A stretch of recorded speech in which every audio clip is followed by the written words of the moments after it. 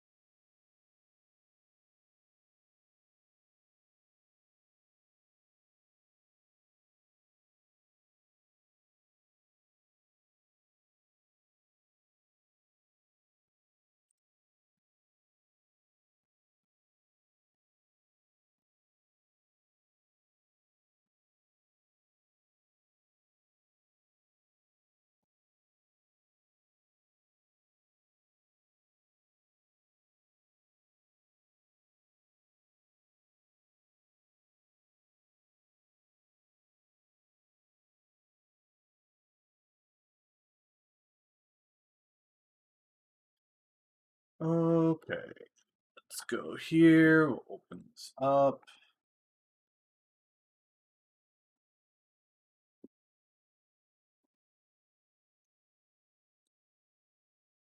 Head over to the notes.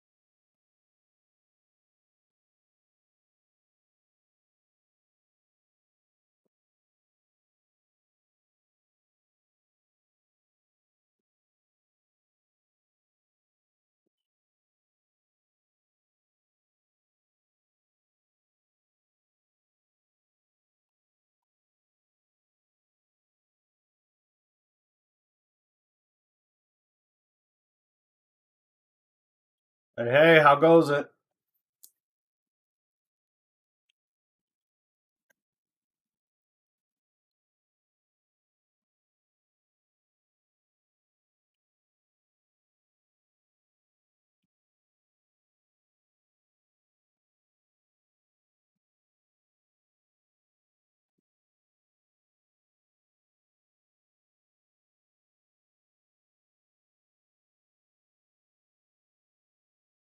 Oh, doing all right, little by little here. Just gonna pop at the weekly recap here. Head over here, update the reading list. What up, what up, what up?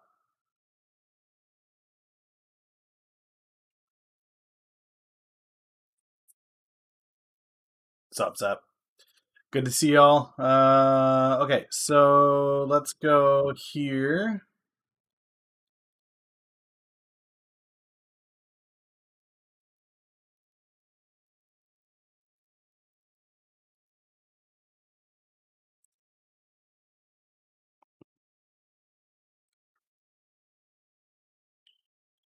And edit this list. Let's add in the book for the week. Reminiscences.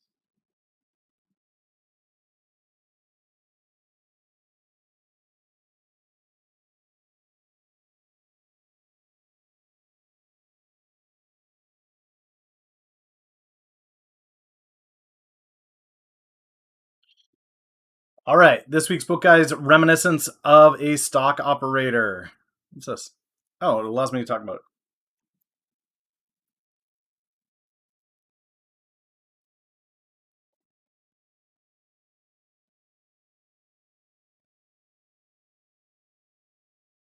Nice, man, nice. I did not realize I could leave comments for each of these.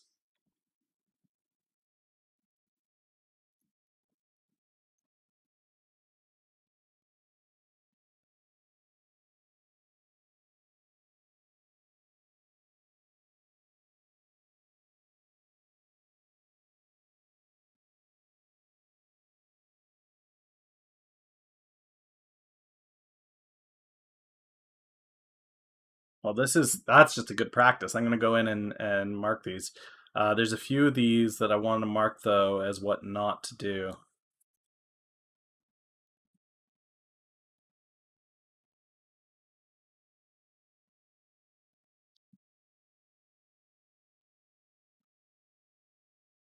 It's going, it's going, it's going. Just getting started here, guys.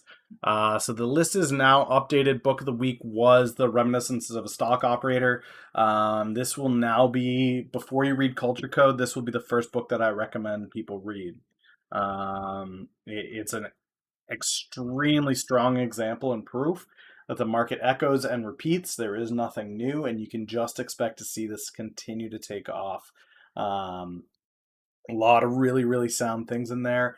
I personally, he's doing FA before anybody really knew what FA was. Really, really big fan of the book. Big fan of what I read. I've got about 20 minutes left on it.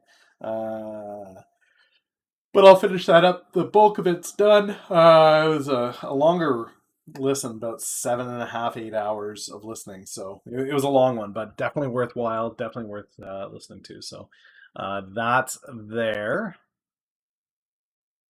Last week's calls were just AR and SNDL. So let's see how those performed. Head over to the dashboard here. Watch list, short strat. Yeah, you get the one a month, and then I buy the three after that for like $20 or whatever. It's pretty reasonable. Okay, so AR last 5 days.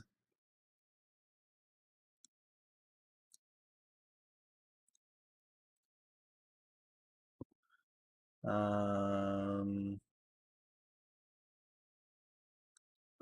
and SNDL was the other one.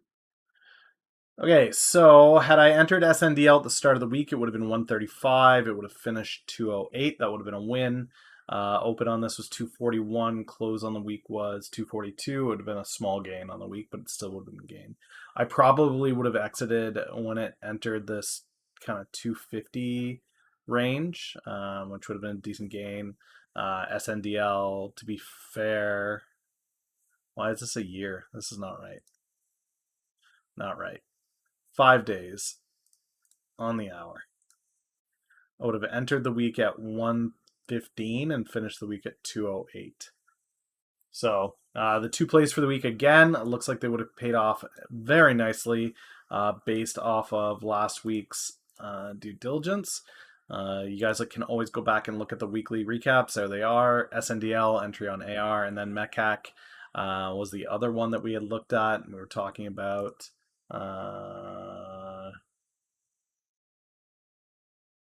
Low, low, low. The other one was CAC to take an entry the day that it got its name changed. But this was a play actually into the following week. So its open was 13.10. It's come down to 12.32. I think this buys up over the weekend though. Let's take a look at where it finished after hours. Came down even further. This may be a potential play on Tuesday. Have to keep that in the back of my mind for sure. But for now, SPACs to watch. So PLBY is one. CCIV continues to move. No news yet on BTWN. Fuse got news, and of course FTOC. Weekly trades. Let's go through the week here. Loss on the 11th, loss on the 10th, loss on the 9th.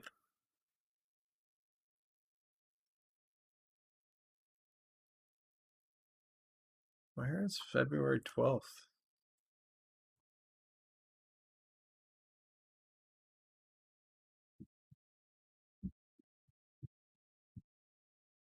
Did I actually not do notes for February 12th?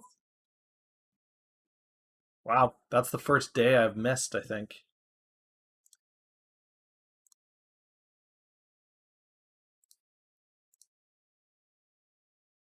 I did not do journals yesterday. Variance with that sweet resub. Thank you, thank you, thank you. Past week has been a little bit rough. Gonna be honest. Past week was a little bit rough. Okay, so it looks like I took losses on.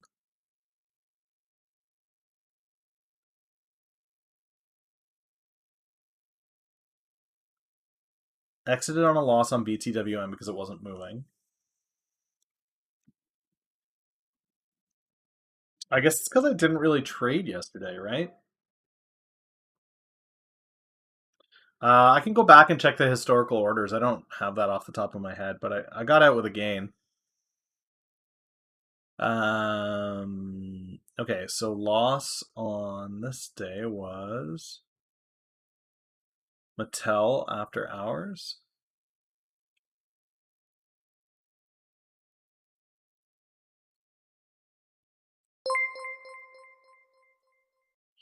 Mystery with that sweet follow.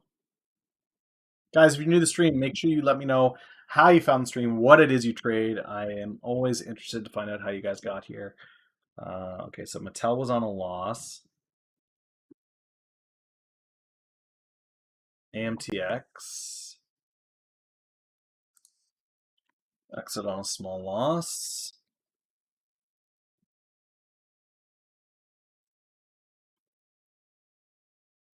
Okay.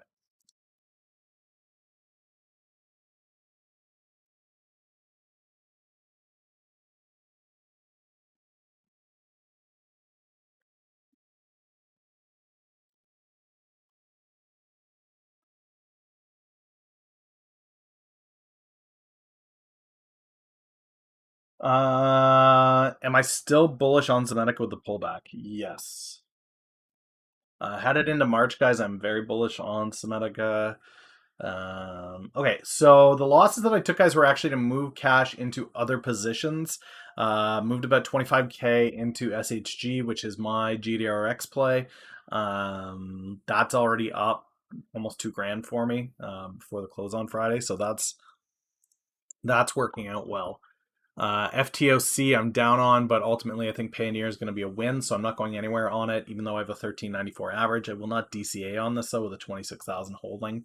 I'm sitting on 38 and a half, well, 38 grand, 37 and a half grand, but $1,000 of profit on Zemetica right here. I'm at 250, so that it pulled back to 255 isn't a huge concern for me. I think it just continues to move forward. Um, March is going to be a big month for it, so I'm not going anywhere on it. This was the trade that kind of cucked me all week long. This bad boy here, I am down 30% on this trade. This is the one that I was double filled by my broker, despite my historical orders showing I had 3 canceled orders. I had to file my first FINRA complaint against a brokerage on this one. When my dashboard and my records are saying one thing and they're claiming something on their end is completely different, I think I personally feel like that fault falls on the side of the broker. I'm looking to have the trade busted. I don't mind holding half the position. I don't mind holding 35,000. That was my original intent, but for me to have $40,000 locked into that play is an awful lot.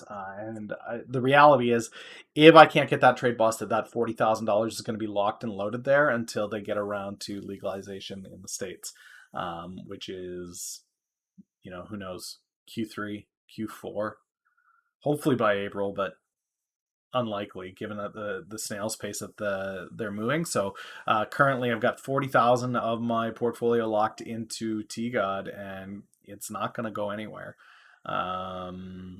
Yeah, I'm not going to exit at a 30% loss. That's for damn sure. So I'll wait for the pot to recover. I'll wait for positive news around stimulus to come.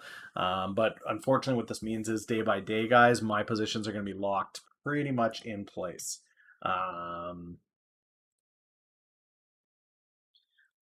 Until who knows. SHG is a good strong long hold.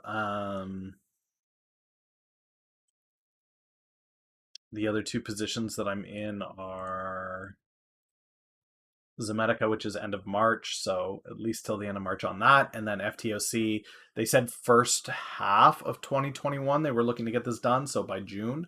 Um, who knows how quickly or how slowly they move.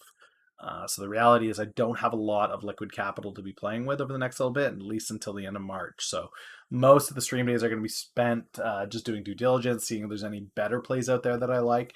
But for the most part, it's a wait and hold. What's up, Bunny Voodoo? Okay, so losses, review rules. This is a weekly part of the process. Stops all out at 10%. I am currently breaking this rule. I'm aware of that. That's on a double fill. I'm fine with breaking that rule. No FOMO. Yeah, I've got that. Trading Journal Daily. I missed this one for the first time this week on Friday. I think it's largely because of the fact I was dealing with banks and whatnot. So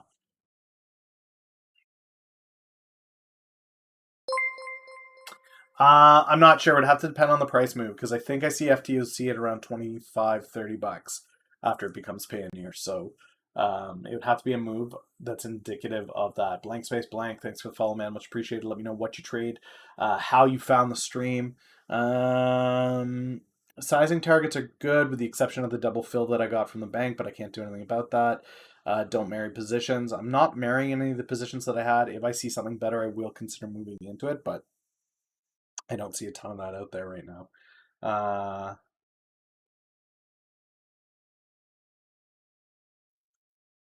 for the website that I'm on right now, the journal is only handed out to subs guys at the end of the month. So I send out a link at the end of the month to all the people that are currently subs, and they get access to this journal.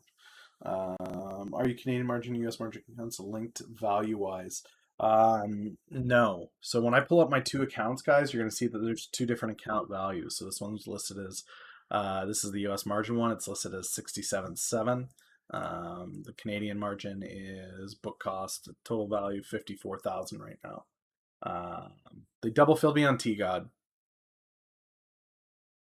So right now, book cost on this was 67,000. Current value is 54 Canadian, which is like 45 US. And I've got 67,000 US in here. So I'm still over the 100,000 mark, still past my target for the end of February. So I'm still in the game as far as making that road to 500,000 happen. But the reality is right now I am locked in pretty tight into the end of March. So 50,000 to 100,000 by the end of February still happen. That next leap from 100,000 to 200,000 by the end of April is going to prove tight, I think. Unless Zomedica does some massive movement.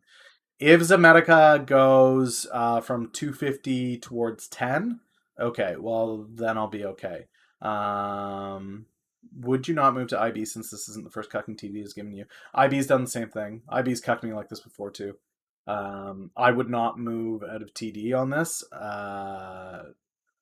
Yeah, no. I've been cucked by IB just the same. The only difference is when I think back to the shitstorm that just happened where people couldn't get their orders in, they couldn't get fills, they couldn't do whatever. IB was complicit as part of that.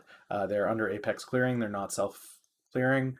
TD is. And I had the ability to trade that the entire time. Now, Zomedica guys on its first, bio companies on their first big approval typically tend to lean towards the $10 mark. So that's not impossible for Zomedica to do. Even if it goes to 8, I would stand to pull in what's 37 by 3.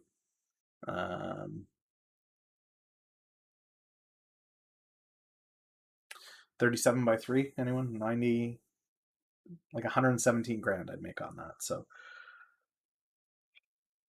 I'd make the next month on Zomedica alone if it gets the price movement I'm expecting. IB self clear. IB put restrictions on positions. My understanding is that they are through Apex. Irregardless, if they're self clearing, they still opted to do the same thing the rest of the Apex clearing did, which was to tell retail investors, sorry, you can't trade this. So for me, I'd rather be with a brokerage that doesn't do that, which was TD. TD did not restrict any of my purchases. I was able to trade AMC with no restriction whatsoever. So there was margin restrictions across the board, but as long as you had cash, you could buy as many shares as you want, and that wasn't true for IB. So I definitely wouldn't consider moving over to IB.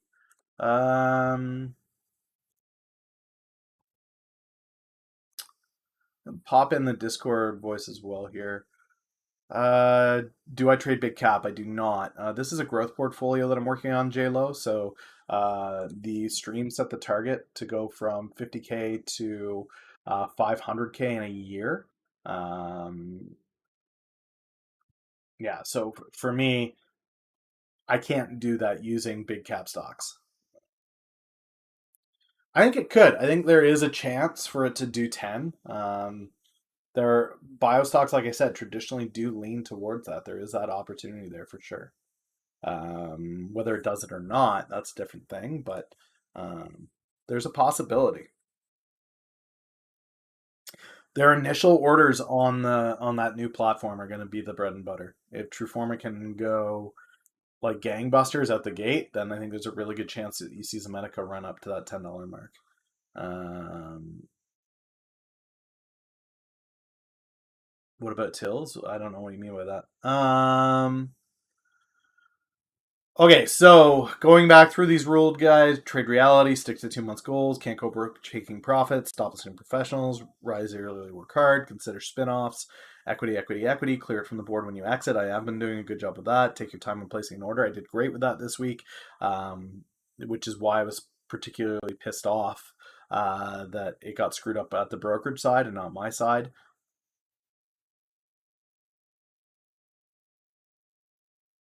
Tireless Bet Biomedical. I don't know, man. I would have to take a look at their pipeline, and right now I've got to go through the system and process that I've got with my weekly DD. So if there's time at the end of this, I go till 4. I usually take a look at shoutouts. So if you want to do a shoutout of a ticker, I'm more than happy to break it down. But right now I'm going to go through the process of where I'm at, and when I get to the end of it and I've got my week planned out, then I'm more than happy to take a look at some of the tickers that you guys want to throw out. Okay, that's not me trying to be a dick. It's just I'm one of those systematic guys that has to go in the process that I've built in order for me to not lose track. So um, take your time in placing an order. I did that. And earnings. This is a new rule. I'm not playing earnings anymore. I'm done with it. I'm done with it. My win rate is trash when it comes to playing earnings. That's up to, that's through, that's the whole kit and caboodle. I'm done with it. I'm not doing it anymore. If you can't take a win from a strategy, stop playing the strategy, right? GM, thank you for being here, brother. Glad you're here. Glad you are around. Let me know what it is you trade. Love knowing what it is you guys trade, which sectors. Okay, so let's go back here. Review rules did that. Key events upcoming. We do have FOMC minute notes next week. FOMC, Monday day off. Guys, no trading whatsoever on Monday. It's family day in Canada.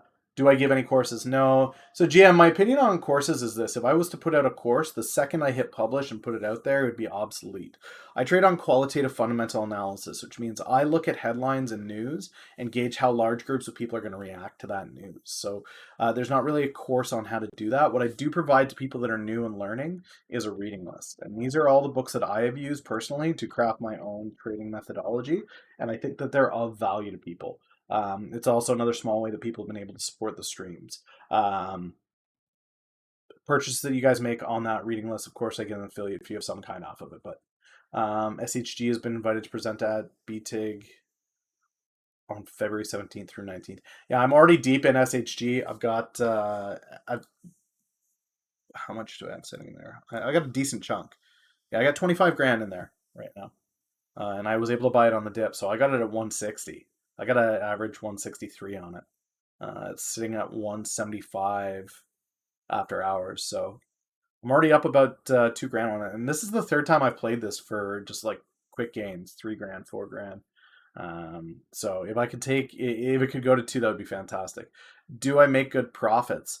So last year, guys, for those of you that are new here that haven't seen the stream before, don't know who I am a qualitative fundamental analyst. I was new to the market January of last year. I started with 2,200 US. In a year, I was able to grow that to $50,000. It's about a 2,700% profit in my first year in the market. This year, the goal is to take that 50K and turn it into 500,000. As of right now, we are a month and a bit in, and I am currently sitting on about 110,000 US. So doing all right so far this year. Already up over 100%.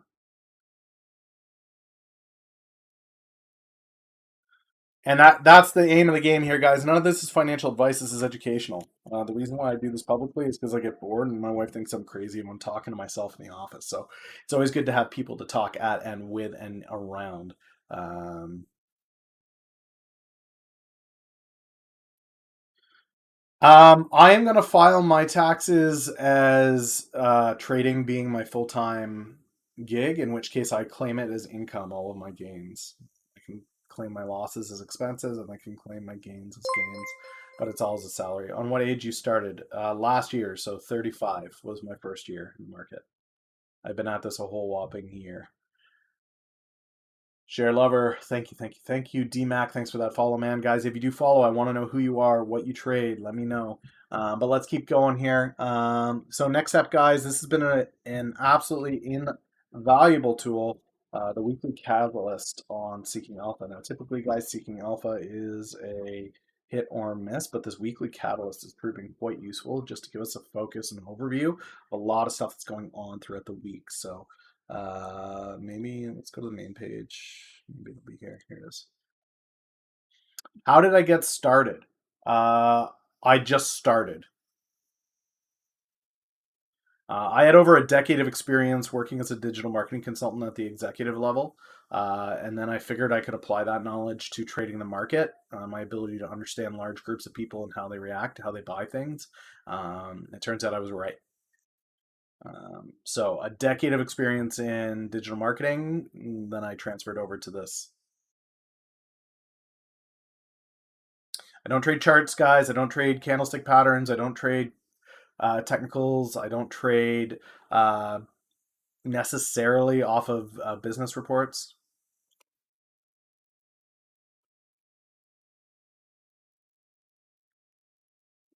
GM, the best thing that you can do is to create your own strategy. Don't look for somebody to guide you in how to create a strategy. You've got to create a strategy on your own.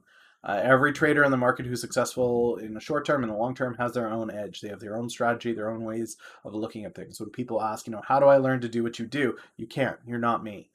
Go through a decade of working in international digital marketing, and maybe you'll have something similar. But he lost money on slots. He figured win the market. Bloopy, what do you think about bull put spreads? If you're talking put spreads, you're already talking options. I don't trade options. It's against my rules. I trade equity. Uh, Even going long is a good practice to check in every day. I don't. I think you've got a long-term hold portfolio that you have to really understand your own strategy. For me, this market's really volatile. You never know what it's going to do day by day. So if it was me and I was, I had a 9 to 5 job somewhere else, I would still open my portfolio once a day and just check to see how things are going.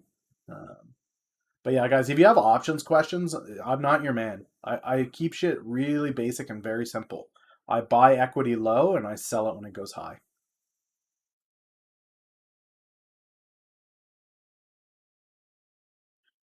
Knowledge is power for sure. I started with 2200 US. And currently the portfolio after a year and a month is a little bit over 111K US.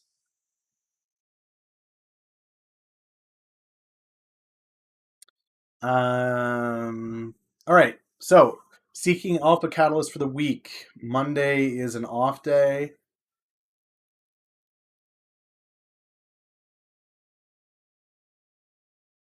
Everybody's watching pot on volatility. This could be good news for T God. It could come back up on that. US markets are all closed. Tuesday. Yeah, I mean, GM, it's all about reading, learning, growing. Who knows? Maybe you're a TA trader and this place just isn't the stream for you. You need to find a TA trader of some kind, right? Maybe you are an FA trader, but you're a quantitative FA trader, in which case you really want to learn how to read earnings reports and SEC filings. Maybe you're a qualitative fundamental analyst like myself, in which case we're reading the news and reading between the lines is your play. But you have to find your own edge for sure. Did you resolve? No, I didn't. I've got a FINRA claim in right now, and I contacted the bank directly again. Thoughts on psychedelics? I'm not huge on the psychedelic market. From a personal perspective that leans into that heavy, I am diagnosed PTSD. I've seen a lot of the different possible treatments for that, from CBD to psychotherapy to uh, psilocybin, so whether that's LSD or mushrooms. For me, high potency CBD is the best thing that I found for PTSD, and that's the one that I advocate for. So I'm probably not going to trade the psilocybin push. I also think that it's going to take a significant amount of time in order for large markets to come around to that. Which best trading sites you know? I don't even know what that means, man. I get a lot of my knowledge off of social media directly. As I see social trends breaking, that's where the plays are. So just general news I can pull things from, but it's doing really well actually. It populates very quickly right now because there's so many filings um, with earnings. But yeah, it does. It has been doing really well. I'm a big fan of that RSS feed. It's one of my more powerful tools for sure. Find the others. Thanks for that follow, man. Let me know how you found the stream, what it is you trade. Okay, so let's keep going here. Tuesday, bunch of conferences. So Barclays, Citibank's got one. Immuno-oncology, so that could be big for cancer plays.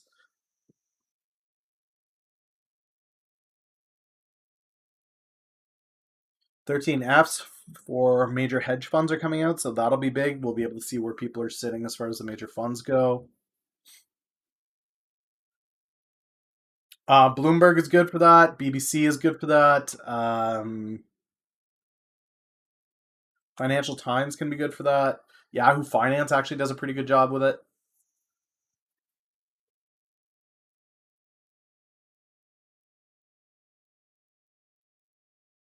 IPO lockup ends. I don't really play those, but those are there for people that like those.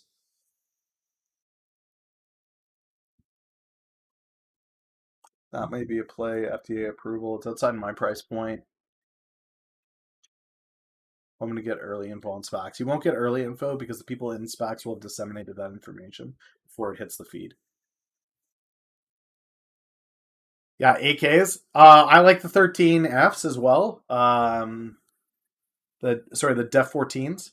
The Def 14s are definitive agreements, which is very useful for SPACs. Yeah, I'm sure it'll recover over time too. I'm not really sweating T God. I did a breakdown on who they are as a company, what's going on with their forecast revenue. I think they're going to be strong. I can hold them for a long time. It just sucks having that money, that 40 grand tied up there, but it is what it is. I like this feeder tool. It's super easy for me to use. I'm not a huge tech guy, so simple is good in my opinion.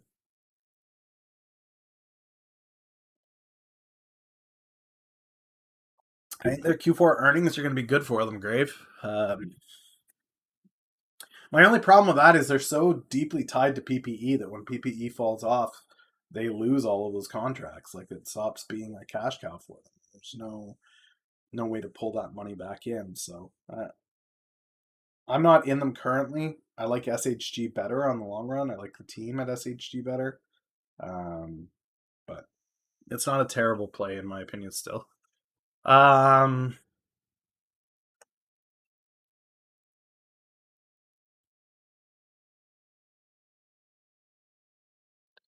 Consumer staples are going to be big this week. Campbell's Soup might be something to look at again. Emerson Electric is holding an annual investor conference. No, nothing is really jumping out at me here. Dave Portnoy and McDonald's are going to do a collaboration. That'll probably be big for McDonald's. Um, ATH is doing a 2-hour virtual investor day. That's Tuesday.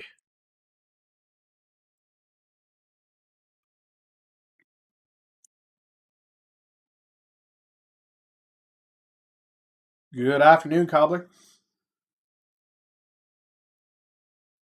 No, Bloopy, I don't. No. I do not use an intrinsic value calculator. When I am looking to enter a position on a stock, what I'm looking at is how I suspect large groups of people are going to react to news that is affecting that stock or that sector.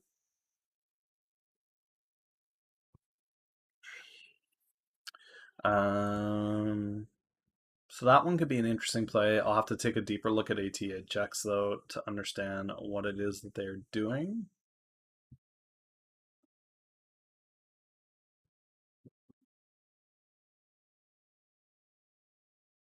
This is talking about carbon reductions from GM and Walmart. So this could be a big deal for the EV sector. Also, the natural gas sector could benefit from this. WPRT has had one wild run, but there are other natural gas plays out there that could be of value there. I know Amazon just made an announcement of converting their fleet to natural gas. There could be an opportunity for Walmart to do the same. I think that's worth noting at least.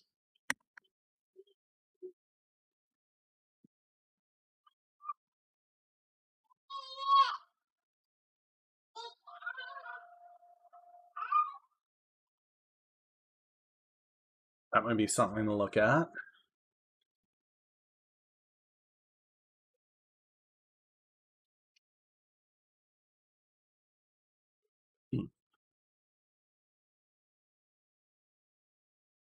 Altria, Kellogg, and Pepsi at the Cagney conference. Genworth Financial. G&W. This might be a play Wednesday.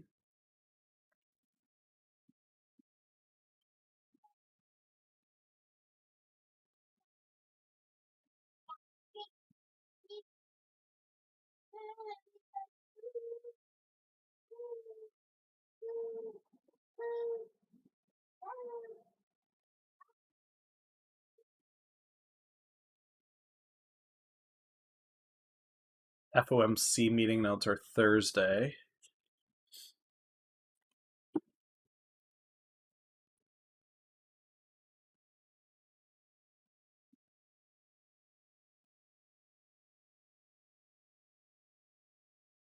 So Thursday? No, it's Wednesday.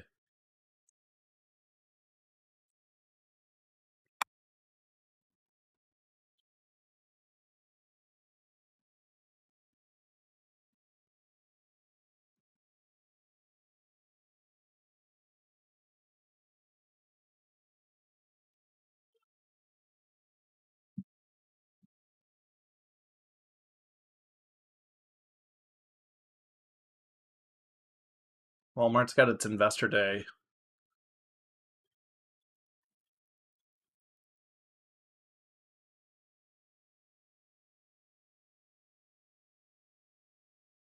Hydrogen fueled buses in Europe.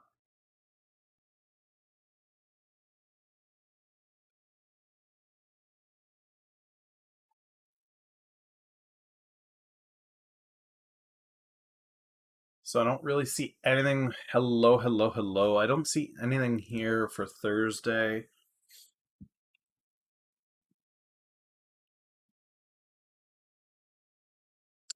Friday, John Deere earnings. Barnes and Noble, that should hurt.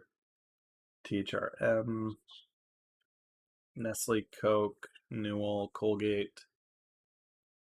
Okay, so all in all, guys, it looks like a pretty slow week. Let's take a look at ATHX here, though.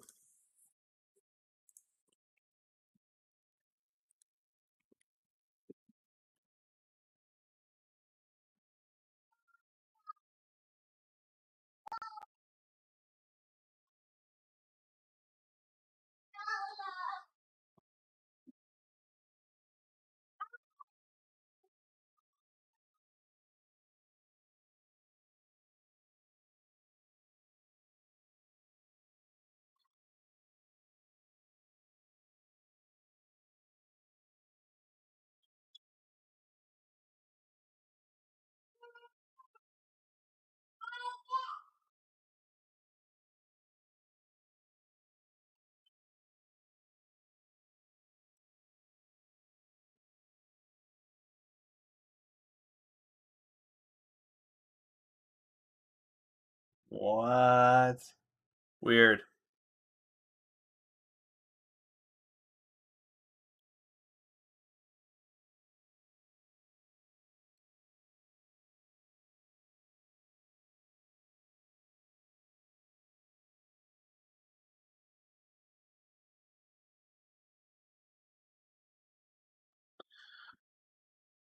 Fast track and RMAT designation from FDA and positive scientific advice from the EMA. Enrollment's ongoing. Masters 2.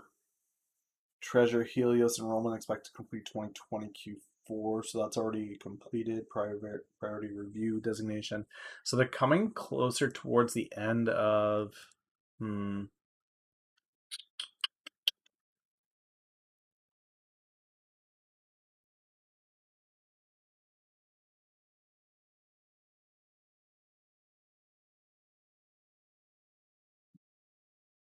Hmm.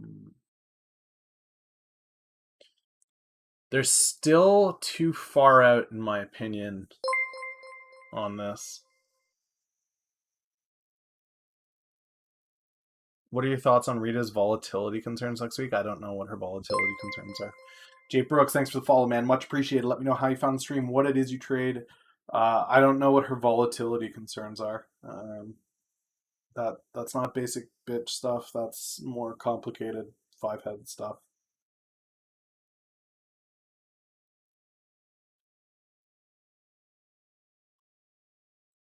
I think one thing I need to do a little bit of reading on here is stimulus updates.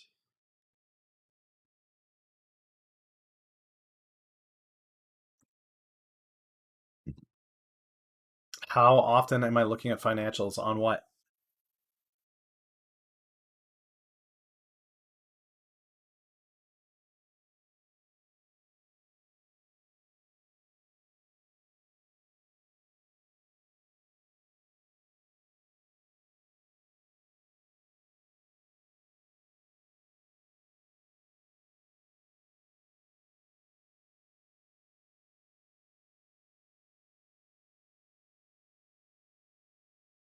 Rarely.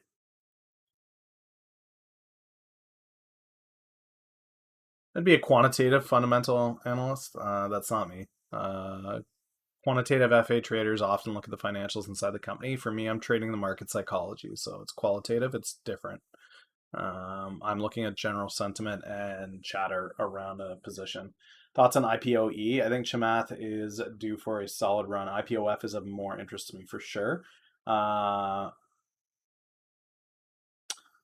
yeah, so Bloopy, the answer that I give on that is one that people typically hate, and my answer is I buy when I see the opportunity and I sell when it feels right.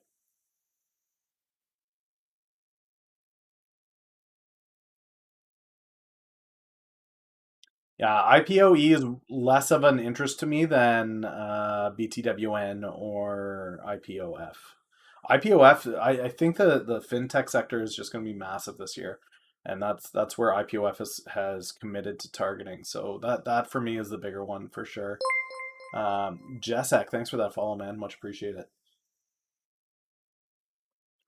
Okay, so they're saying that they want to get this thing approved by the end of the month.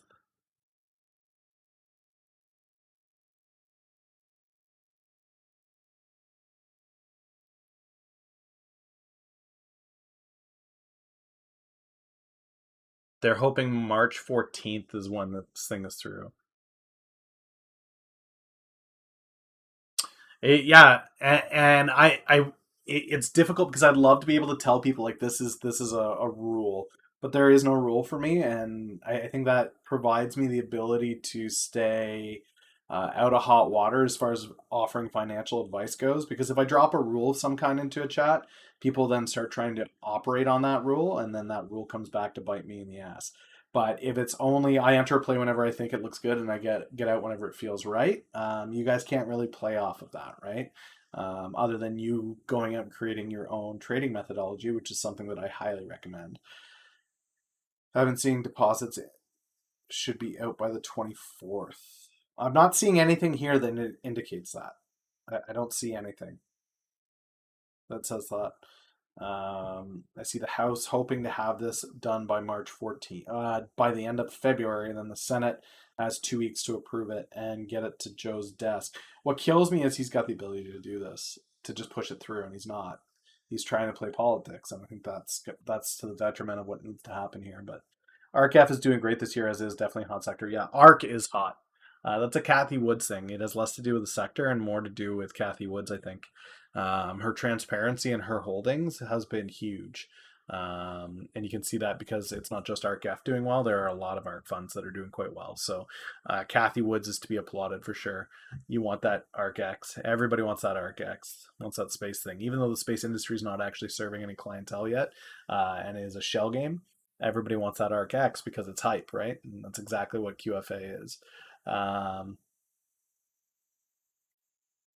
There's a schedule based on potential approval dates, but that's all based on when and if approval happens. Yeah. So this article was written on Friday, and the current updates from Pelosi and the House are they expect their side of things to be approved by the end of February, and then they're expecting the Senate to approve it within 2 weeks.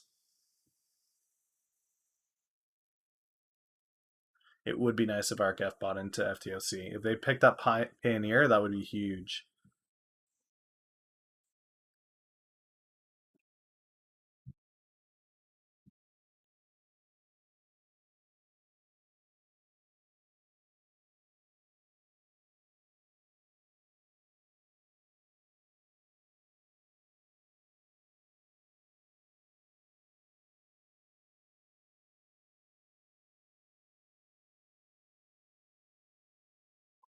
Yeah, this is saying mid-March at the soonest. This means that we don't see them retail dollars flooding into the market until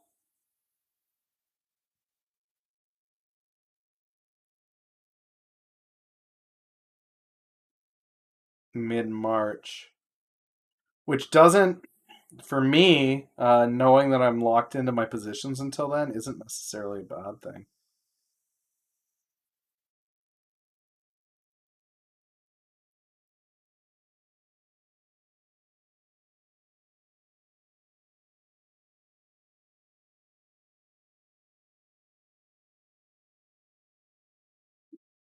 It's not looking bearish per se. It's just we don't get that influx of retail investment money. I've never seen a single episode of Game of Thrones. I know some of the memes just by being on social, but I've never watched a single Game of Thrones episode. Not my bag. Not my bag. I also don't have a ton of time to be watching shows like that, guys. I start as early as 4:30. I finish working around 5:36, and then I've got 8 kids that I go and hang out with, and then by the time they are all hung out with and tucked into bed or whatever, I've got the option of spend an hour with my lovely wife or go to bed and get ready to do it all over again. Just not a lot of free time in the day, you know what I mean? Okay, so I think, I mean, let's check the biopharma calendar, see what that's looking like.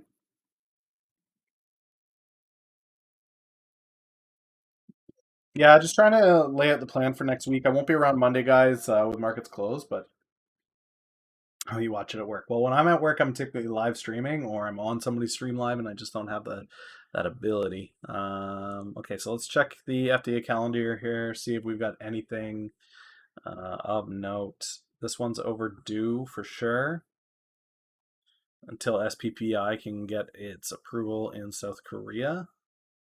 Where are we at with South Korea? South Korea international travel restrictions. Pfizer opinions. Pfizer has hurt itself by pulling out of opioids during the midst of an opioid shortage in the US. They could have stood to gain significantly more by focusing on being in their opioid market than they could have trying to take a piece of this COVID market. Um, I'll look at all of these individual stocks, guys, as soon as I finish here. I have to just check on a couple of things. Um,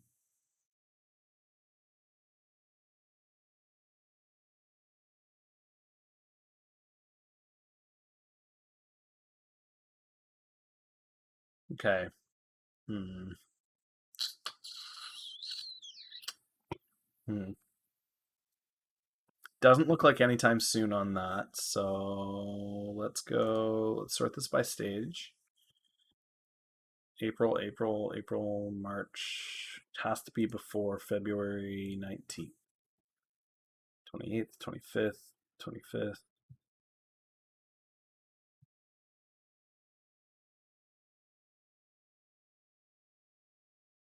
See if there's anything here before February 19th. Mid-February, Viru. First quarter. NDA filing planned first quarter. Nimix might be a play.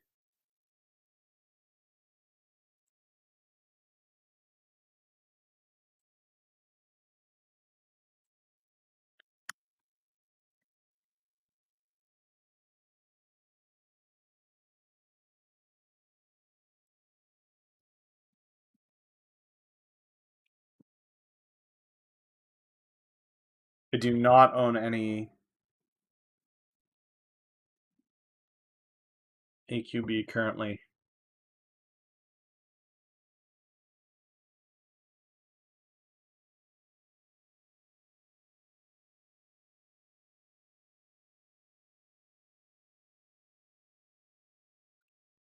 ATXI, FBio are other potential plays too. ATXI, FBio.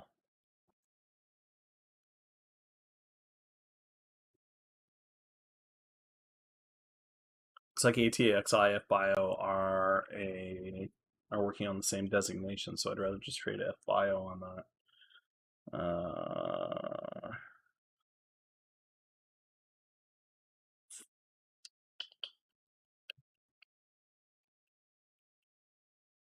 Okay.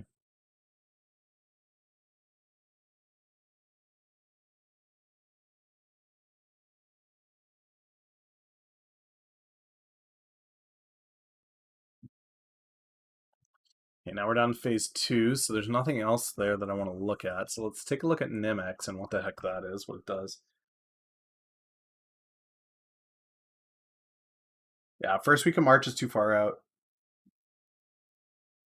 You left opioids due to the bad press and lawsuits.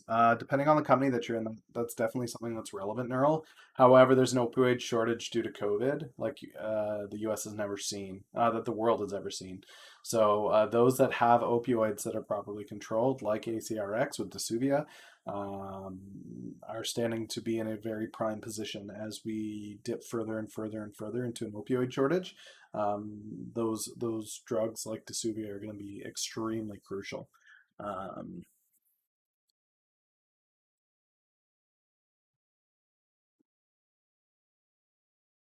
yeah, I mean they're badass kids. I love my kids. Okay, so it's not on 52-week highs. No news really at all. What's the pipeline? What's the thing that they've got that's coming out? Yeah, whatever.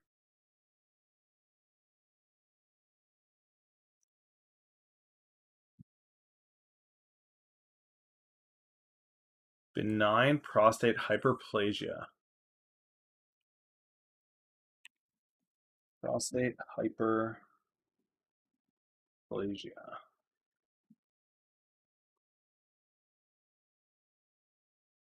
Prostate gland enlargement is a common condition as men get older. Enlarged prostate gland can cause uncomfortable urinary symptoms such as blocking the flow of urine in the bladder. Can also cause bladder urinary tract infections.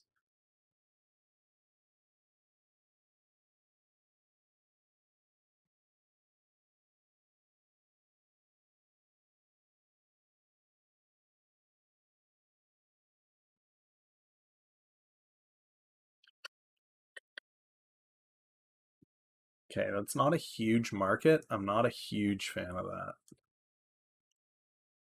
Elderly men. It's kind of small. I like ACRX better. What is ATHX?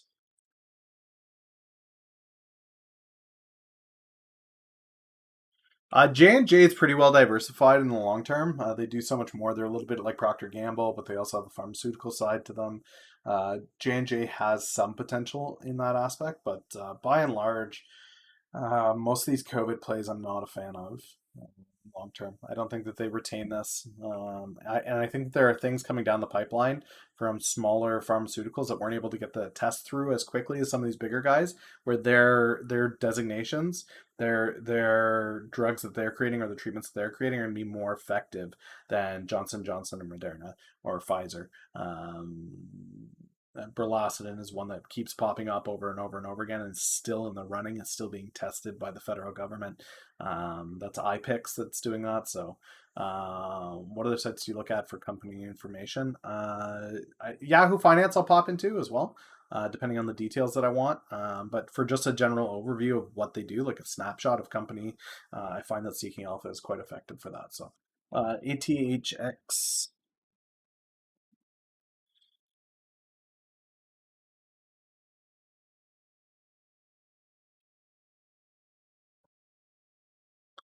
Tip Ranks is another one that I use as well. Okay, so Athersys.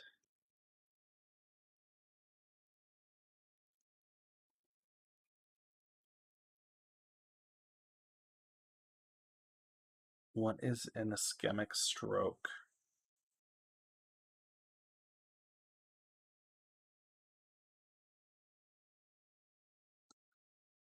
Ischemic stroke.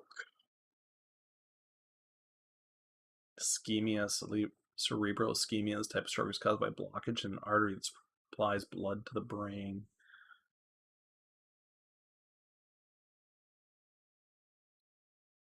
Ischemic stroke occurs when a blood clot blocks or narrows an artery leading to the brain. It's the most common type of stroke. Okay, so that's big potential.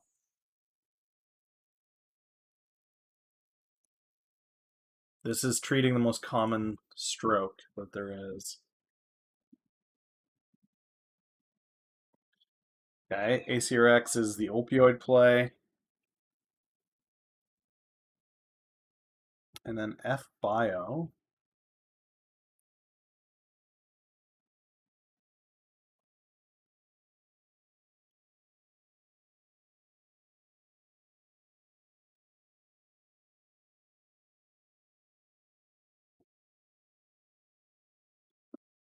Pipeline. NDA filed post-surgical IV Tramadol.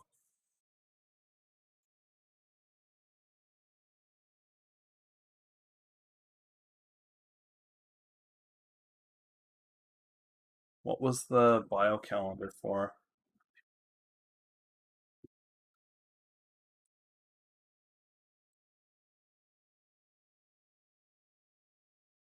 Is that right? I have no idea. I don't really play around with any of that stuff.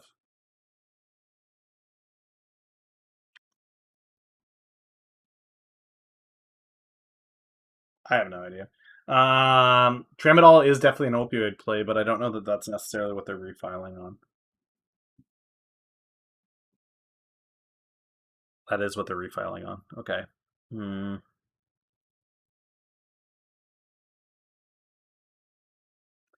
It's got two NDA filings coming up. I think FBIO is a really strong holding here. They're expected to do 45 million in revenue. Okay. 25% increase.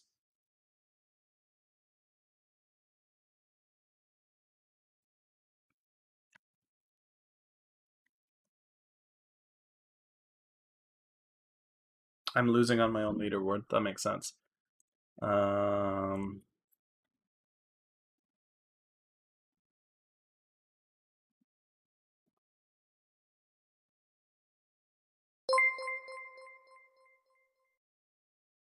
Wabu, thank you for the follow. Much appreciated. Let me know how you found the stream, what it is you trade. All right. So far, it's looking like a bio heavy week, guys. Um, do we have an earnings update on ACRX? March.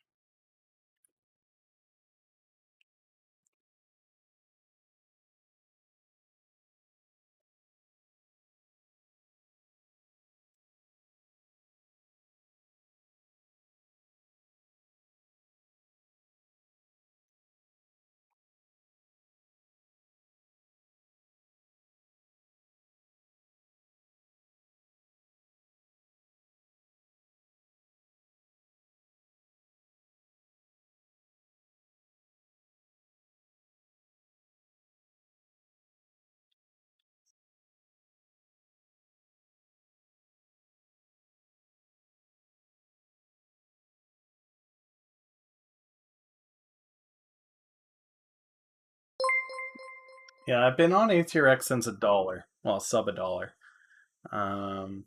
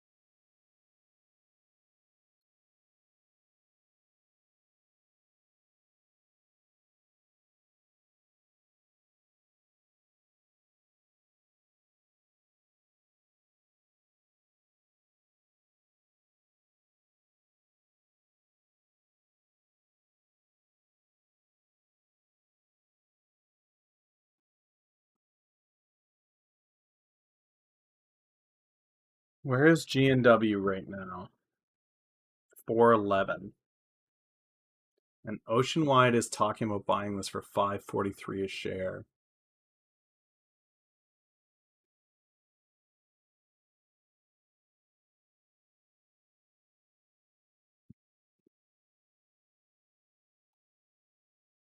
See if there's anything more timely.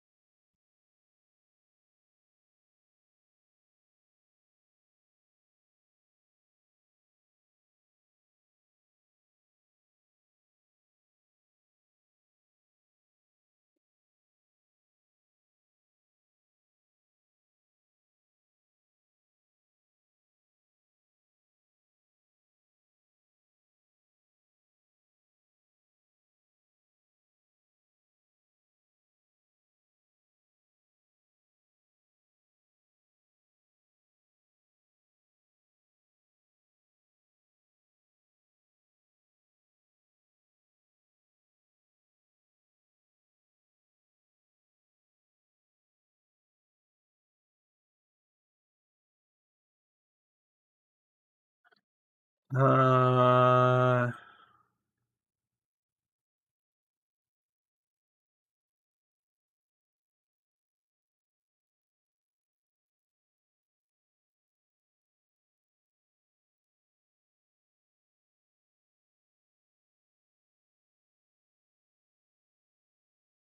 okay, so that's not actually looking solid.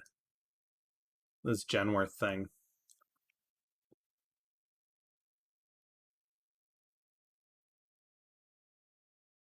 That's conjecture. I just don't know the industry. I don't know that I would actually take a position in that, I don't think. Off of that. All right.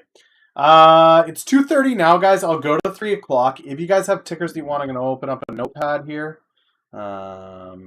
Actually, let's do it this way. In here.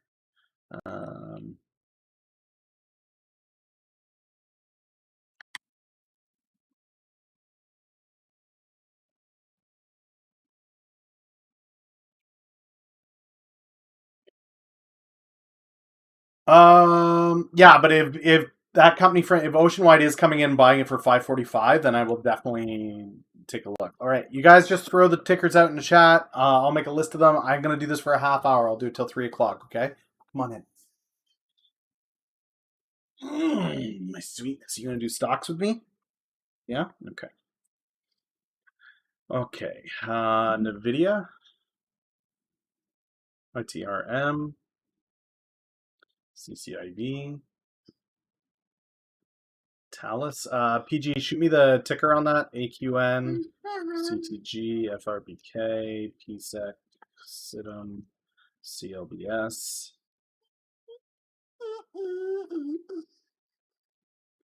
GHSI, ATX, TLS, GTII, and Bio. Is that it?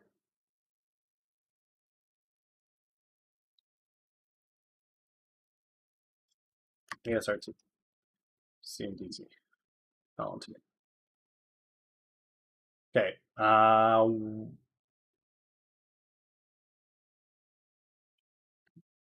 Blaws F.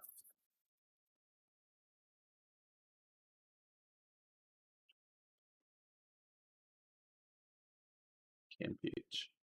All right, guys, I'll do my best to get through all of these. Let's start with Arbac. I believe Arbac was the SPAC that was supposed to buy the Red Sox, and then it didn't. Yeah, that's the stock. Oh, you're right. Those are that is the stock. You're right. That chart.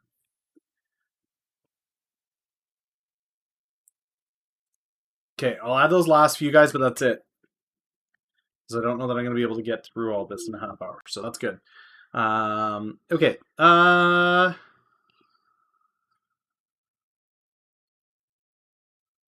So with this falling apart, there's no other news as to what could be happening. So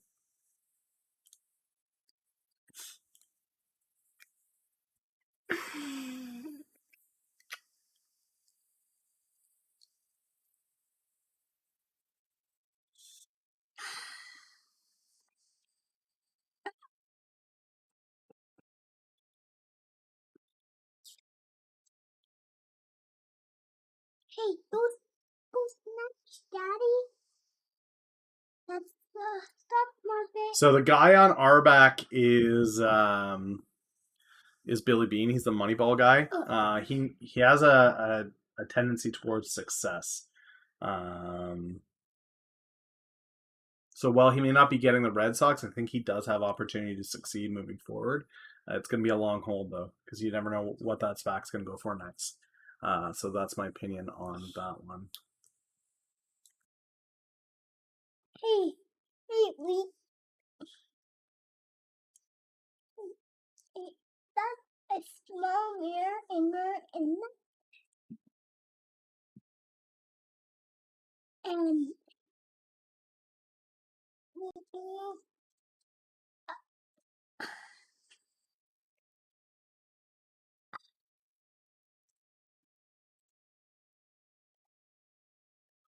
Okay, can you ask Mommy to make a coffee, please?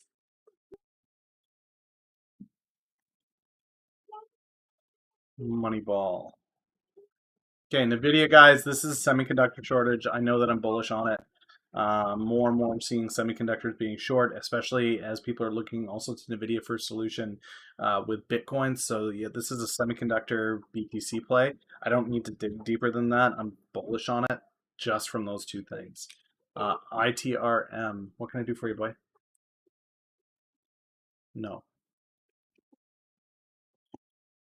6% on launch of direct offering. So they had a direct offering hop last week. They're down 11% as a result. They were almost up to $3. Offering is usually a bad sign for these companies because it means that there's a chunk of time they're based out of Ireland. So that means that they have some EMA exposure as well. Pipeline, let's see where they're at. Top line results, second half of 2019 is what they're claiming. This is not a good sign. They have not updated this since 2019, their webpage. Um,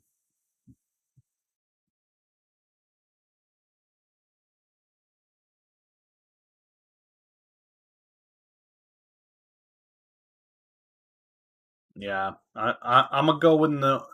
In my personal opinion, this isn't financial advice to buy or sell, guys. This is just my take on it. But avoid like the plague would be on my list. CCIV guys, a lot of hype for a long time. This is a fluff. I think that the milk is milked on this.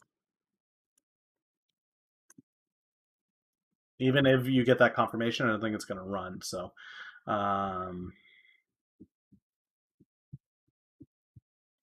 AQN.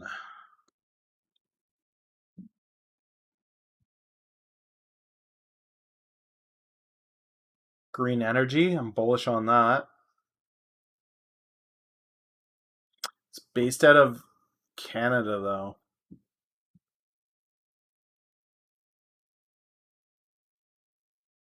45 million wind construction in Illinois. Buys majority stake in Texas wind farms. Okay, it's got decent U.S. exposure. It's up from kind of 16, 18. I don't hate this actually. It's a green energy play. I don't hate it. For me, the milk is milked on CCIV because even if they do get the announcement at this point, it's already priced to the point of where it should be. It might see a little bit of run, but the fall will be faster than the pump. It's the hype that has people like, oh, is it gonna? Are they gonna? But as soon as it's like, yeah, they're gonna, everybody just kind of goes, yeah. CPSH is the same thing. Overhyped. Always rumors. Um, CTG.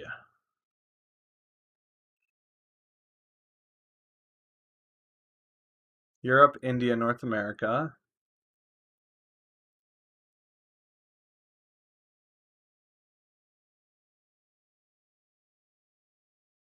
It's like a job desk.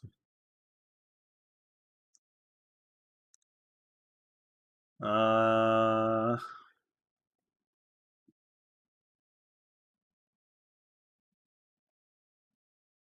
Not too bearish on that. I think Fiverr would be the better play, in my opinion, on that. I don't see any reason to play CTG over Fiverr. FRBK.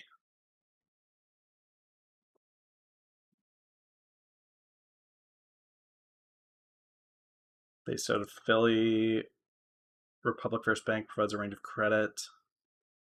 I don't know why I would like this any more than another bank stock.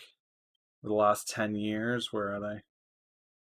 High of 8, low of 4. So I guess you'd be playing the recovery on the banking institution off of stimulus. This has the potential to go 100% for you, and I imagine it's got a dividend as its bank. It does not have a dividend. That's extremely rare with banks, actually. A lot of these banks are boring stocks that carry with it very, very reasonable um,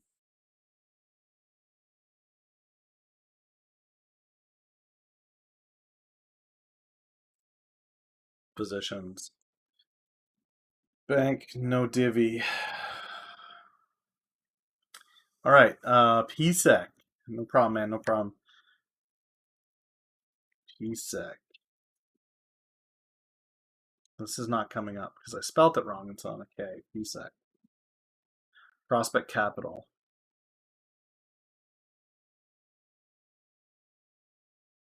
10-year high of 12. It's sitting at 8. 750. Net investment income.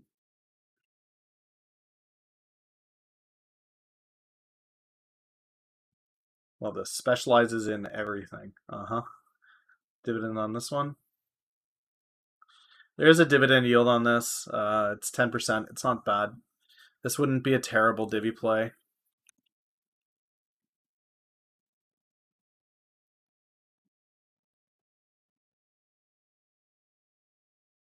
in my opinion.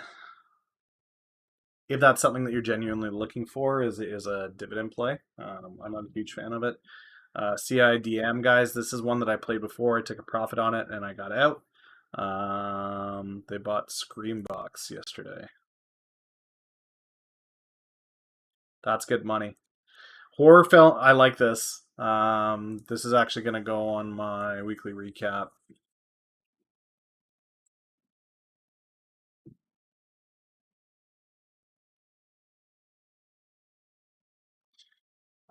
Who here knows anything about the entertainment industry?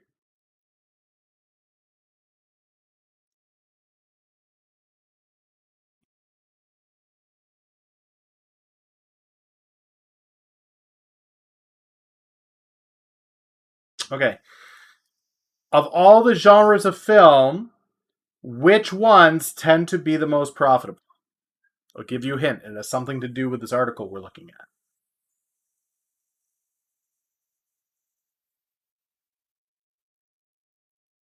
Marvel movies? No. Marvel movies is incorrect.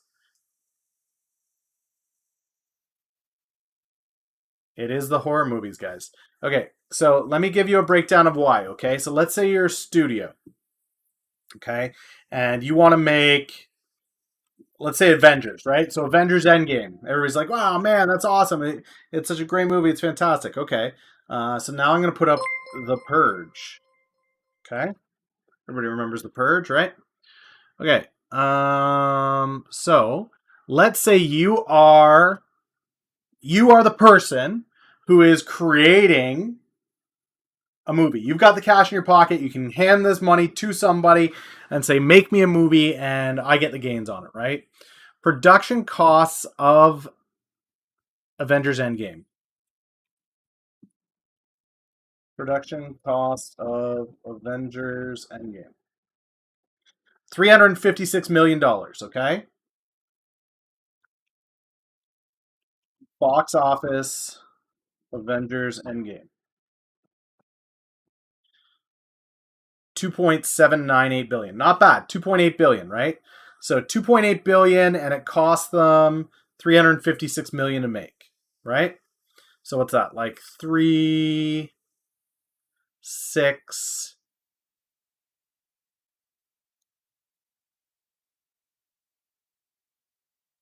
3 6 8, like, yeah, about 9x returns. 8 9x returns, okay? Purge. Everybody's seen The Purge, I hope.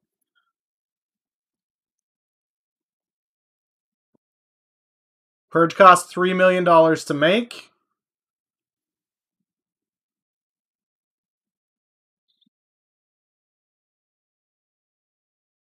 $89 million in.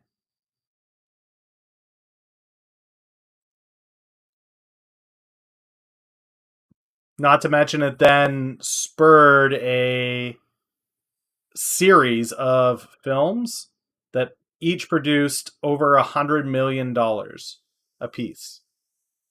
Right? Blair Witch.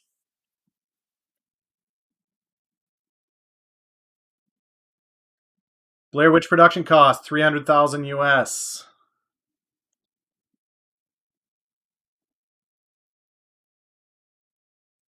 300,000 US to make, 45 million box office.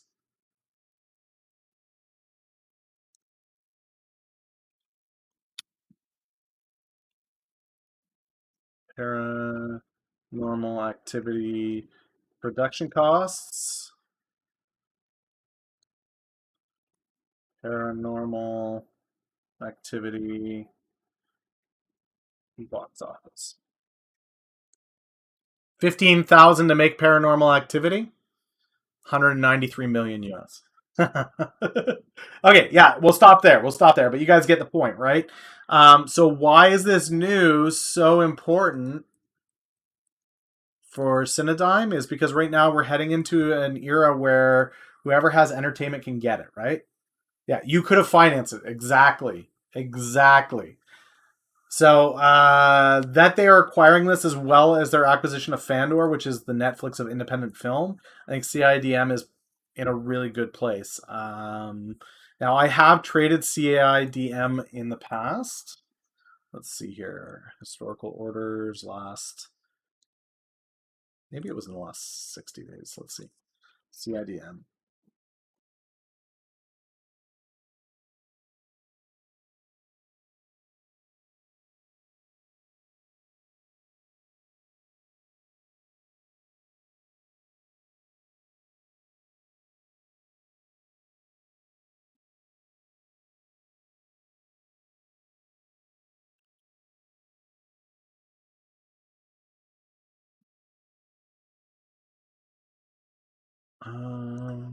Let's see here. CIDM. I got in at $1.26 and out at $1.28. I took tiny, minuscule, nothing gains on that. Had I stayed in it, it would be up to $2 now. I'd be sitting like stupid pretty on it.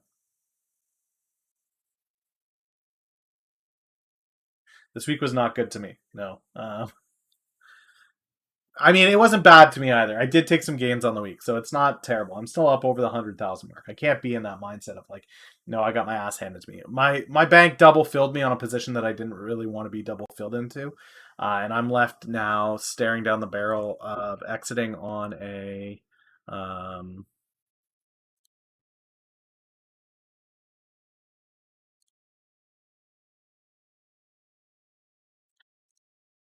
I'm left staring down the barrel on a potential $15,000 drawdown on the account because of this double fill. So I'm not sure what I'm going to do with that yet, but it is what it is.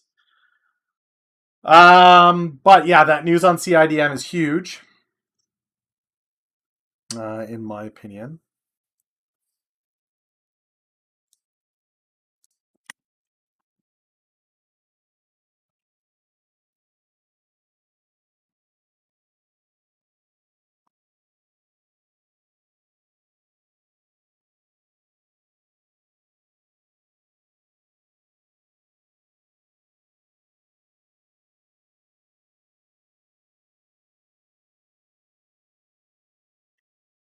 I don't think ACRX needs to be here. These are two approvals before June. I don't necessarily need to have that in here either. Okay, stream tickers, CLBS.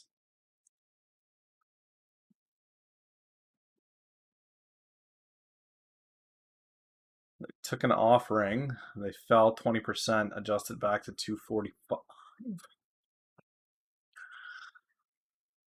Hmm. Uh, they have no estimated revenue and just a little over 7 million. This is super nasty. Unless I see an absolutely mind-blowing pipeline here.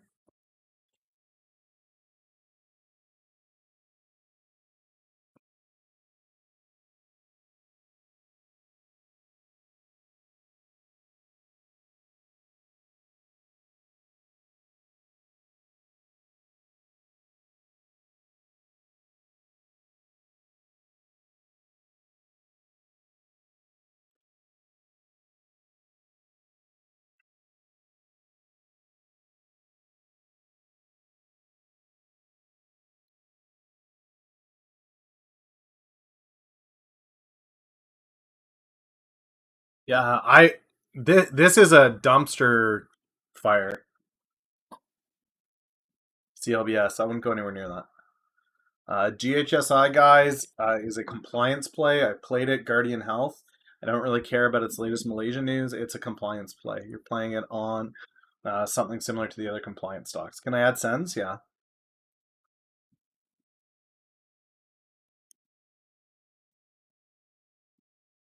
So if you think the hype is going to continue running a compliance stock, guys, that's a potential play there for sure. But I'm probably going to stay away from it. I already took my gains on that, and I'm probably not going to go back for more. So AITX, Artificial Intelligence Technology Solutions.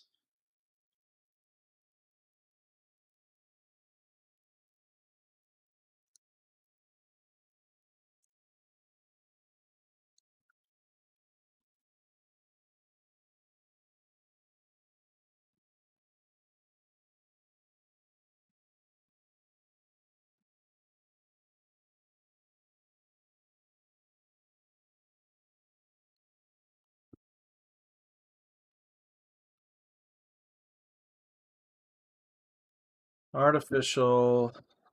What the hell is this thing called? Intelligence Technology Solutions Inc.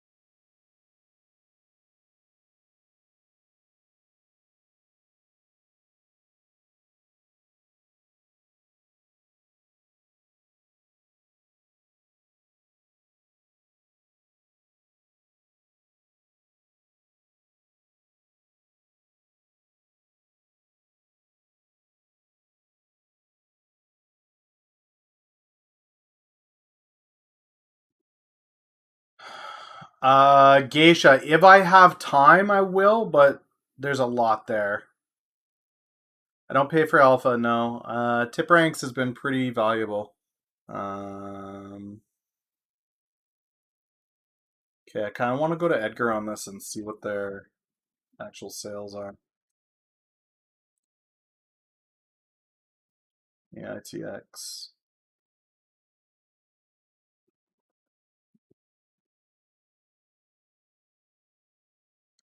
Here's their quarterly.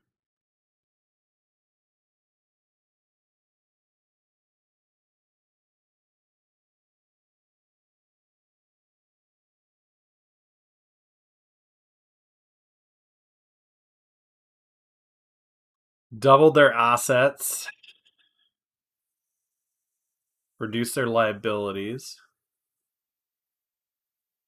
Now their liabilities are still significant. Triple their assets on hand. Revenues. Tell me this isn't thousands.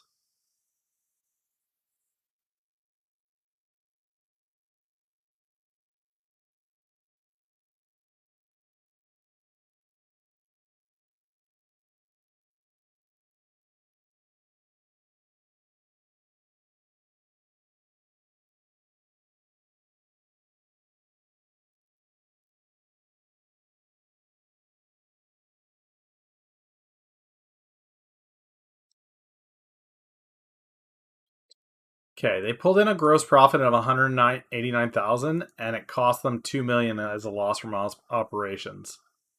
I would stay away from this in a big way. Bleeding cash. I think the best that you could hope for is that they get bought out.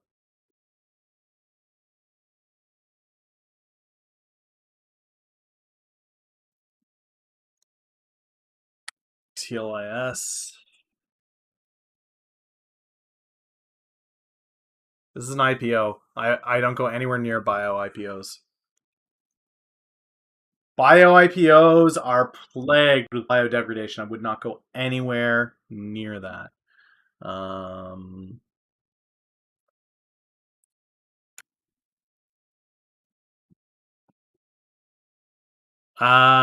This is not confirmed. February 23rd is what Earning Whispers has. There's no confirmation of CIDM earnings. We do not know when CIDM is doing their earnings.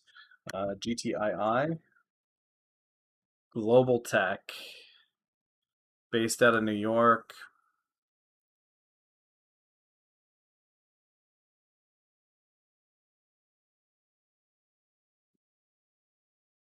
No revenue projections. Does not pay a dividend.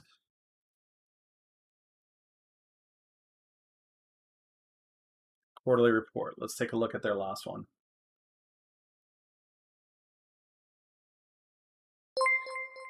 I mean, I'd already played CIDM before, back in January. It's definitely worth going back to take a look at, though. on that acquisition. That's a big acquisition.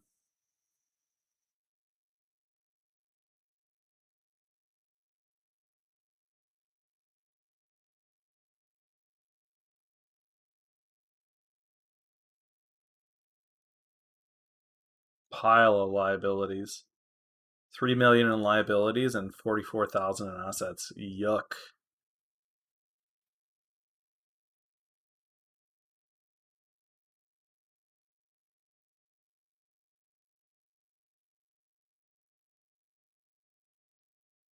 Yeah.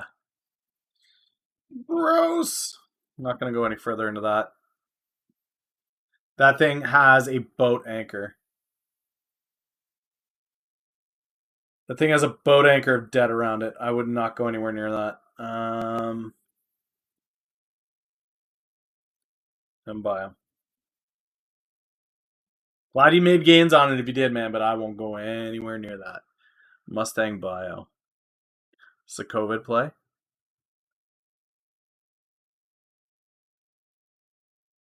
Brain tumor.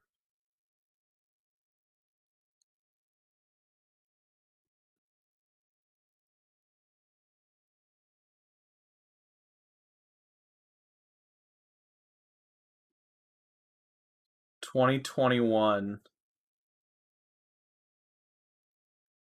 These are very ambitious goals. It's a bunch of stuff in phase one. I'm not going to go near it.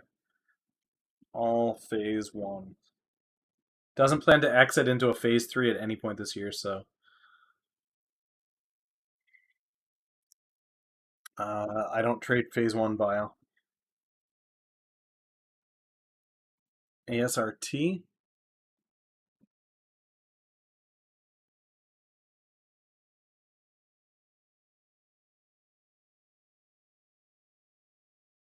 Migraine.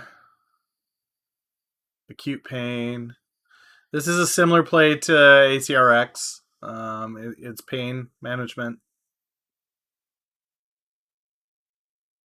Declining revenue expectations from over 400 million down to 100 million.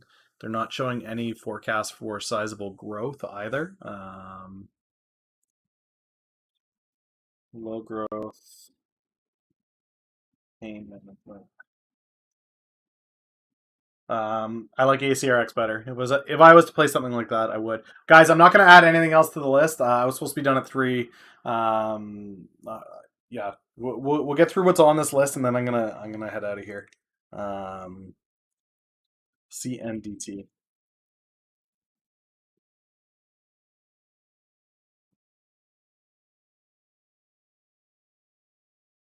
It's all good. I want to get through the ones that I definitely already had on the list, though. So, government services, transportation.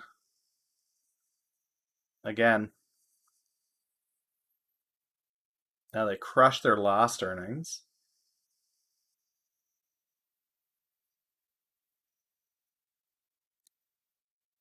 CNDT is on here somewhere. What are they on here for? CNDT.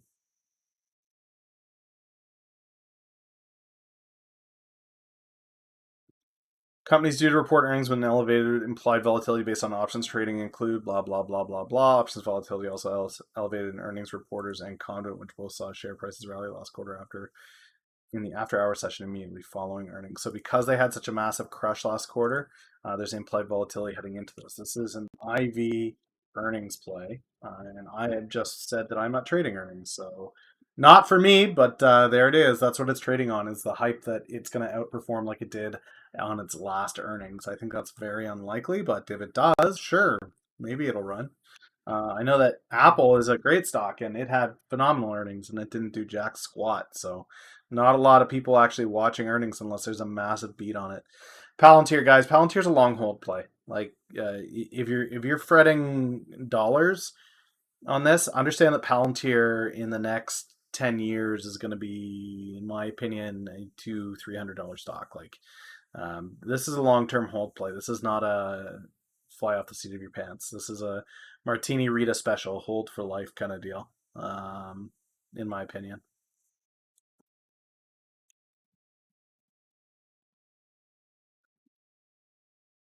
Blaws F. Cannabix Technologies. This does not look good.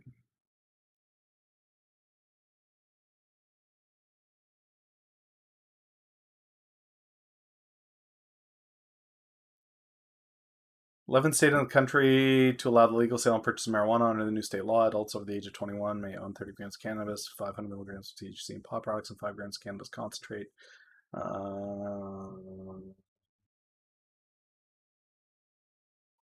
Okay, so why is this marijuana breathalyzer?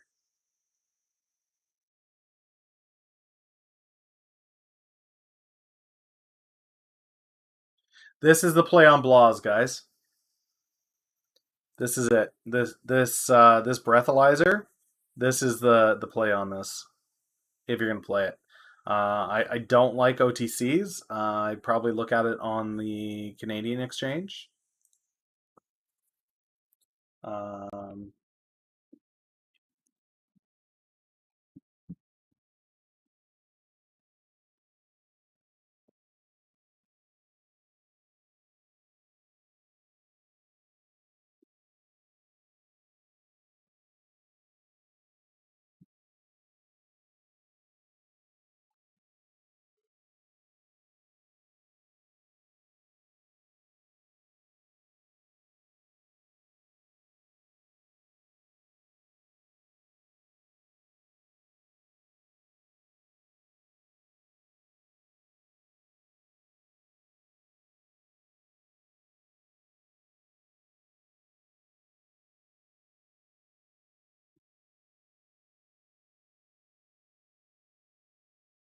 so it ran on its patent.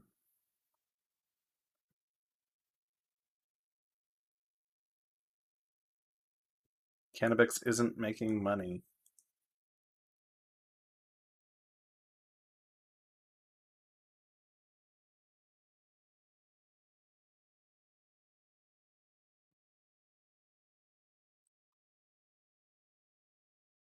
There's another lab out there that's already producing a competitor to this.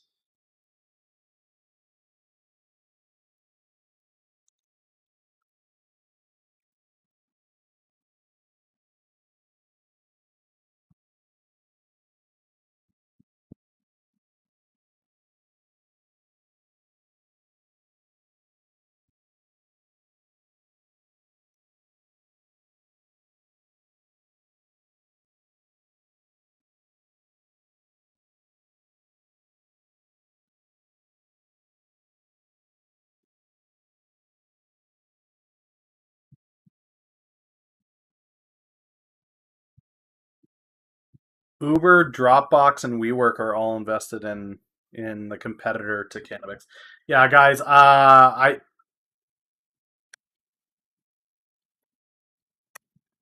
would stay away from Blazef in my account. Bleeding Cash.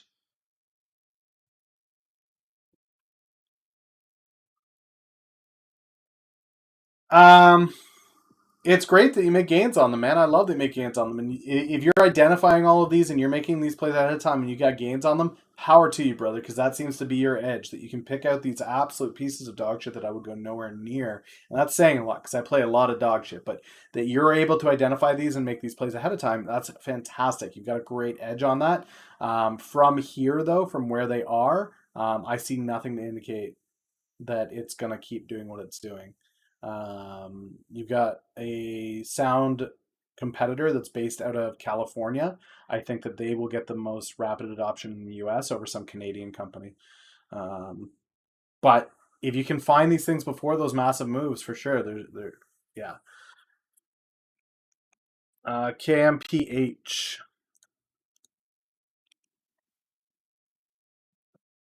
What's up, Saki? Just getting ready to wrap up here, man. Doing the last few tickers.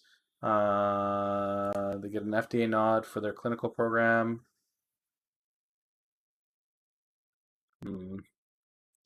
This is a really low float, no revenue to really speak of. What is their website? Chem Farm.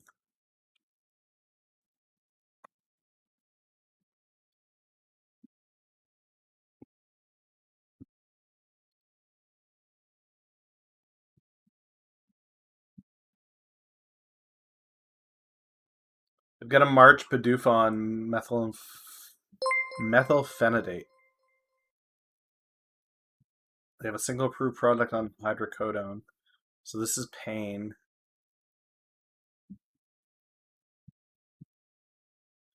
I like ACRX better, is my thought on any of this. There's opportunity there, but I like ACRX better. No Peer, Red Luname, 987325536. All of you fine followers, thank you so much, guys. Really appreciate it.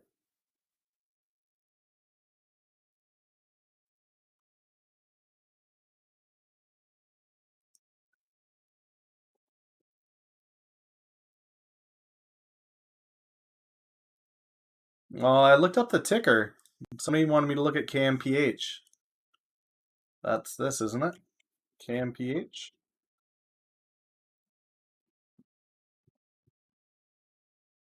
Yeah, this says 21 cents here, but this is wrong. Because it's showing the $9 here. I'm not going to have time to look at any other tickers, guys. I'm just going to finish what we have on the board already. Okay.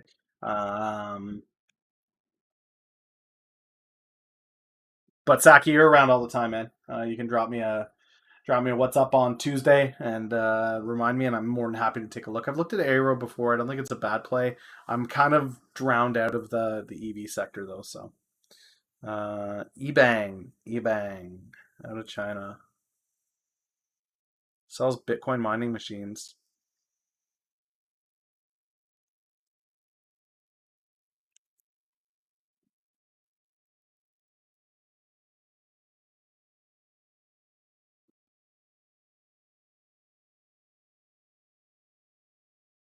And they're going to open their own exchange. I really like that.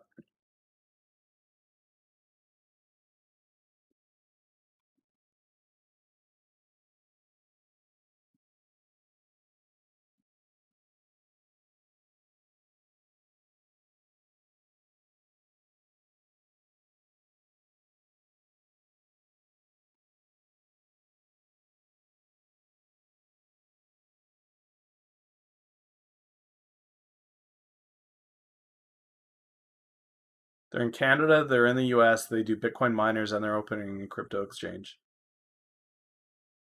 They had a big day. They had a big day Friday.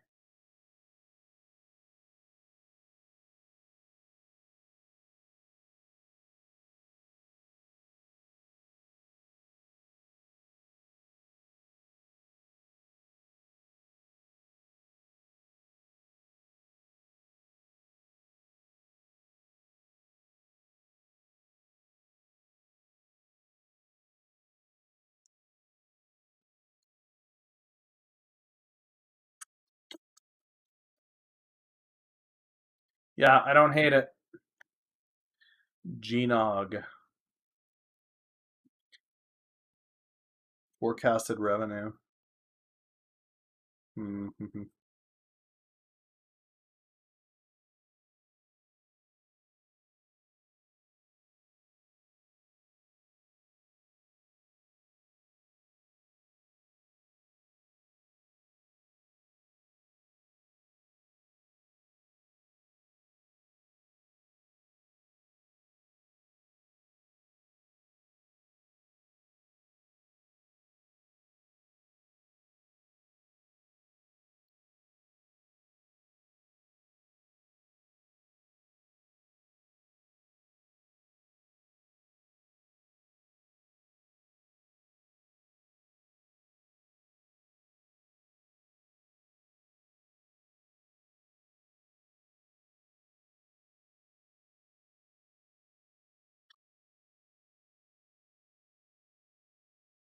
Hey, Sean, what's up?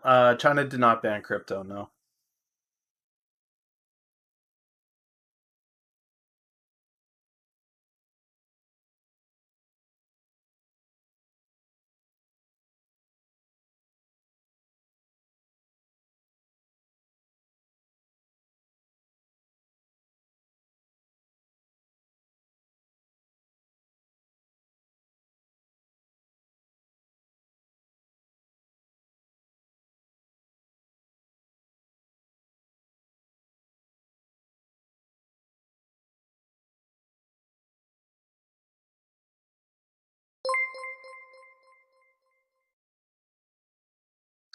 The Bitcoin halving, COVID.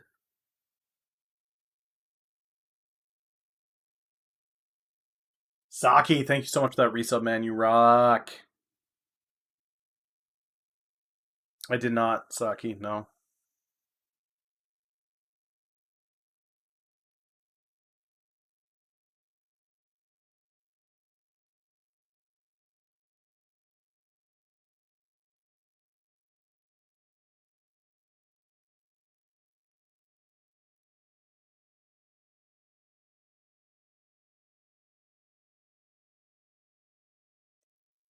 They got their teeth kicked in the first half of this year.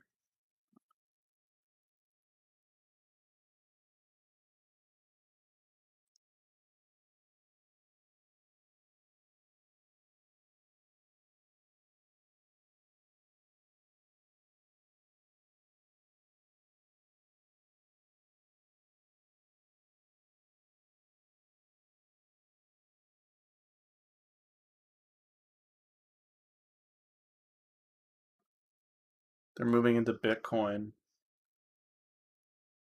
as of November.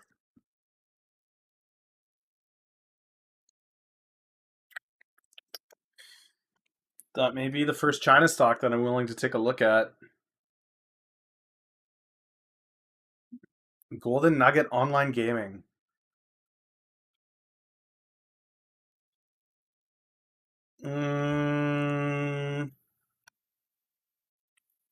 Like DraftKings better. THX. This is just the pot ETF, isn't it?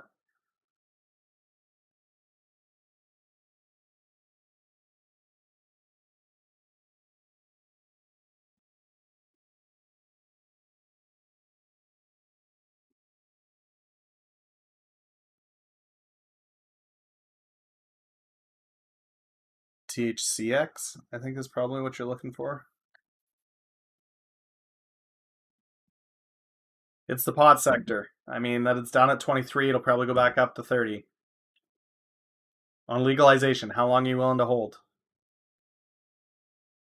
You're betting for across the whole sector. How long are you willing to hold is really the question, guys. That's really the bread and butter of it. Like, how long are you willing to hold?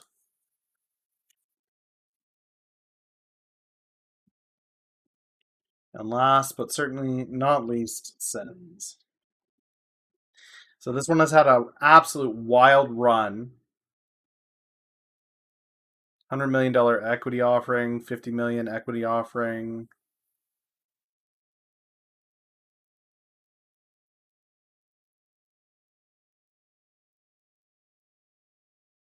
Oh yeah, no, I've looked at this before.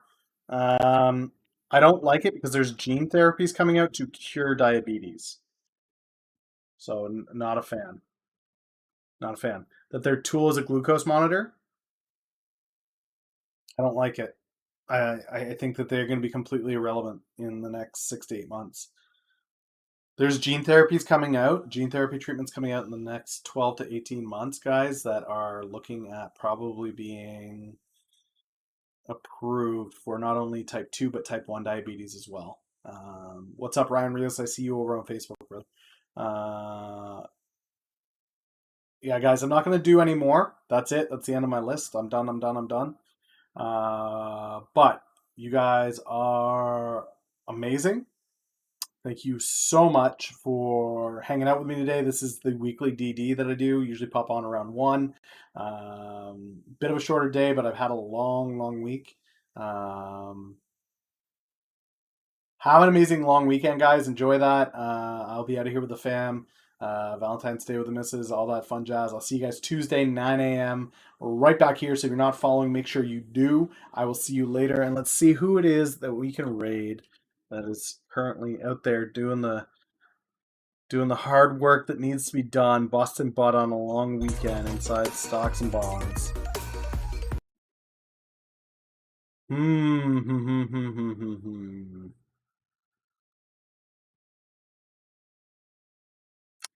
Market Traders TV. Okay.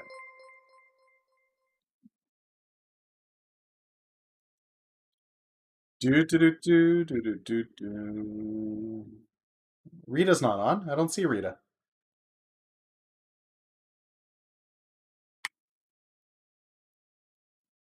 Market Traders is idle TV. We don't want that. We want somebody who's actually there.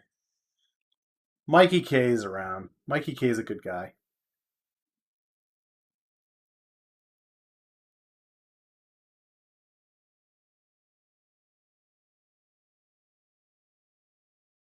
That guy is rude. Oh, the Market Traders guy is rude. Mikey's cool. Okay, Mikey it is. We'll go raid Mikey, guys. Make sure to drop the beavers. Behave while you're in there. Have an amazing weekend. I'll catch you guys Tuesday. We'll get right back at it later.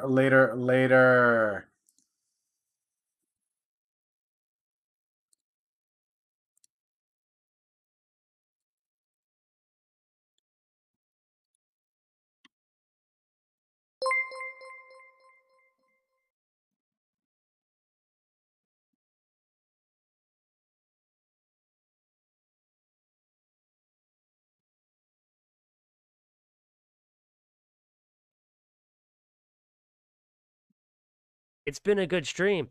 Wow, another crazy raid. Ooh, I'm getting a little nervous again. Just like last time when you raided me, man. Thanks for the raid again. Sharing your wonderful community. Cheaps H lot, thank you for the follow.